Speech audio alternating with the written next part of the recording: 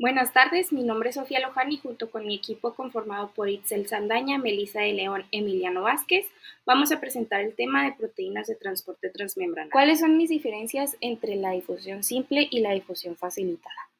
Primero, la difusión simple se da cuando las moléculas se mueven a través de la membrana celular sin ayuda de proteínas, directamente a través de la bicapa lipídica. Esto funciona bien para moléculas pequeñas, no polares y lipofílicas, como el oxígeno y el dióxido de carbono, y no se produce saturación, porque el movimiento depende únicamente del gradiente de concentración. Por otro lado, la difusión facilitada también es un proceso pasivo, pero requiere la ayuda de proteínas específicas, como canales o transportadores. Esto permite que moléculas más grandes, polares o hidrofílicas, como la glucosa y ciertos aminoácidos, crucen la membrana. Sin embargo, este proceso puede saturarse si todas las proteínas facilitadoras están ocupadas. Para ponerlo en un ejemplo, imaginemos la diferencia entre una puerta abierta y una puerta con portero. En la difusión simple, la puerta está abierta y cualquier persona puede pasar sin control, mientras que en la difusión facilitada la puerta tiene un portero que controla el acceso y aunque agiliza la entrada para quienes tienen la autorización, si llega mucha gente de golpe se forma una fila y se limita el paso. Pasemos después a los tipos de transporte. Tenemos dos tipos, el transporte pasivo y el transporte activo. Comenzamos con el transporte pasivo. Este proceso no requiere energía, ya que las moléculas se mueven a favor de su gradiente de concentración, es decir, de donde hay más hacia donde hay menos. Dentro del transporte pasivo tenemos dos ejemplos principales. Los canales proteicos, que estos forman poros específicos en la membrana, permitiendo el paso de iones y moléculas, como sucede con las acuaporinas o los canales iónicos. Después están los transportadores facilitados. Estas proteínas cambian de forma para ayudar a transportar moléculas específicas como la glucosa. Sin embargo, si hay demasiadas moléculas intentando pasar a la vez, estos transportadores pueden saturarse. Ahora pasemos al transporte activo. A diferencia del transporte pasivo, el activo requiere energía, generalmente en forma de ATP o energía derivada de gradientes electroquímicos para mover las sustancias en contra del gradiente de concentración, es decir, de zonas de baja concentración a zonas de alta concentración. En el transporte activo encontramos las bombas, que la más común es la bomba sodio y potasio, que utiliza el ATP para transportar iones. Por otro lado están los cotransportadores. Estos aprovechan el gradiente electroquímico de una sustancia para mover otra, ya sea en la misma dirección, que son los simportadores, o en direcciones opuestas, que son los antiportadores. En resumen, la diferencia clave es que el transporte pasivo no requiere energía y sigue el gradiente de concentración, mientras que el transporte activo usa energía para mover sustancias en contra del gradiente de concentración. El transporte activo se divide en primario y secundario. Ahorita vamos a empezar con el primario. El transporte activo primario mueve moléculas a través de las membranas en contra de sus gradientes de concentración y para esto utiliza energía almacenada de forma química. El más común o el más conocido es el ATP. Este tipo de transporte se divide en cuatro clases que dependen de los transportadores que use.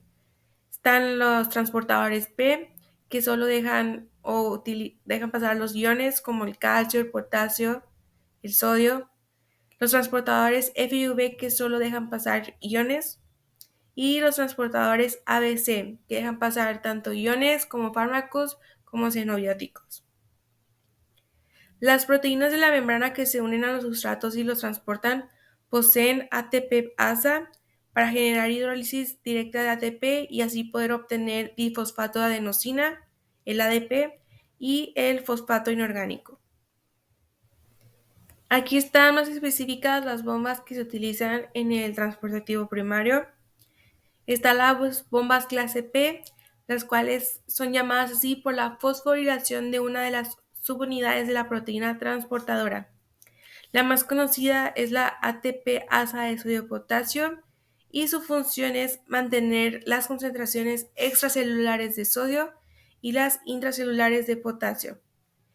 También están las bombas clase F y V, que como ya se había mencionado son las que transportan los protones. La clase V es la que mantiene el pH bajo de los lisosomas al estar bombardeando protones hacia su interior. y la clase F es la que transporta los protones. Y un ejemplo también más conocido es el ATP sintetasa. Las bombas clase ABC también se les conoce como superfamilia del cassette de unión al ATP. Estas bombas se unen al ATP y lo hidrolizan, lo cual desencadena cambios de conformación en los dominios que están en la membrana, y esto induce la translocación del sustrato de un lado de esta. Bueno, estos son dos ejemplos de enfermedades que están relacionadas con el transporte activo primario. La primera es la fibrosis quística, la cual es un defecto en la producción y o función de la proteína CFTR. Esta es la que regula el paso del ion cloro, por lo que también se le conoce como el canal de cloro. Y el síndrome de Bartter. Este síndrome es causado por un defecto en la capacidad del riñón para reabsorber el potasio. Las personas que tienen esto pierden sodio a través de la orina. Esto causa un aumento en el nivel de la hormona aldosterona y lleva a que los riñones eliminen demasiado potasio del cuerpo. El transportador ABC es un tipo de transporte activo que requiere la hidrólisis del ATP. Son muy relevantes en el contexto de la farmacología por la resistencia que tiene a múltiples fármacos.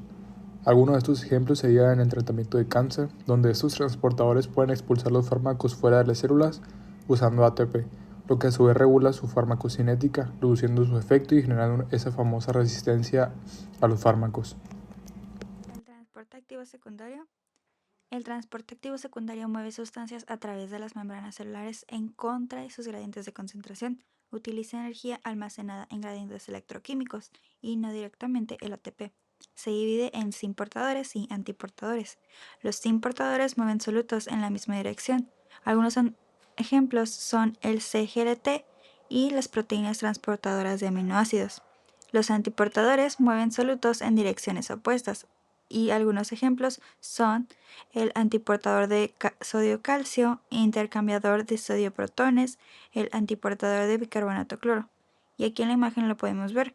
Sin portadores o también coportadores van a la misma dirección y los antiportadores no van a la misma dirección. Algunas enfermedades relacionadas con el transporte activo secundario son la diabetes tipo 2, son los inhibidores del CGLT2 en los riñones, y esto aumenta la excreción de glucosa en la orina, disminuyendo su reabsorción.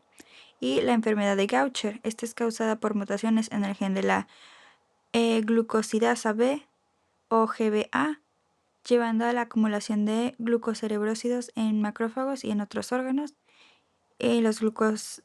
La glucocerebrosidasa B transmite hacia los lisosomas de manera independiente a la M6P y sus receptores.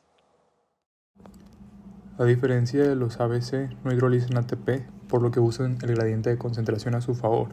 Dentro de la mitocondria ayudan a producir ATP y a eliminar los desechos celulares del lisosoma. Tienen una función importante en el transporte de fármacos, ya que facilitan su absorción y eliminación de las células, y a su vez regulan la captación de neurotransmisores, modulando la señalización neuronal.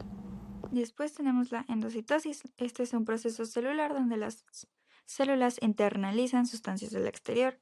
La fagocitosis es un tipo de endocitosis donde las células, especialmente las inmunológicas como macrófagos, neutrófilos y células dendríticas, engullen partículas grandes como bacterias y restos celulares, es decir, como que se las comen. Este proceso inicia con la fusión de fagosoma con un lisosoma, y estos dos forman un fagolisosoma que elimina las bacterias y los restos celulares. Después está la endocitosis mediada por clatrina. Este proceso, las moléculas entran a la célula con la ayuda de canastas proteicas de clatrina. ¿Pero cómo? Pues los ligandos, que son solutos extracelulares, tienen receptores para la clatrina. Y finalmente tenemos la pinocitosis, y se refiere a la internalización de sustancias líquidas por la célula. Los transportadores LUT son los transportadores de glucosa. Hasta el momento se conocen 14 de estos y se pueden dividir en 3 subfamilias. Estas son la clase 1, la clase 2 y la clase 3. En la clase 1 están el GLUT1, que es el más distribuido de todos los GLUT, y se encuentra en los eritrocitos y barrera hematoencefálica. El GLUT2 es el glucosensor. Se encuentra en el hígado, en el riñón, en las células beta del páncreas y en el intestino. El GLUT3 es el que tiene más afinidad por la glucosa y se encuentra en las neuronas. Y el GLUT4 se encuentra en el tejido adiposo y en los músculos. Este depende de la insulina si no está en la membrana.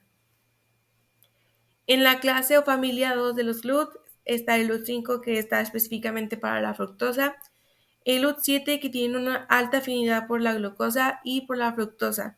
Este se encuentra en el intestino.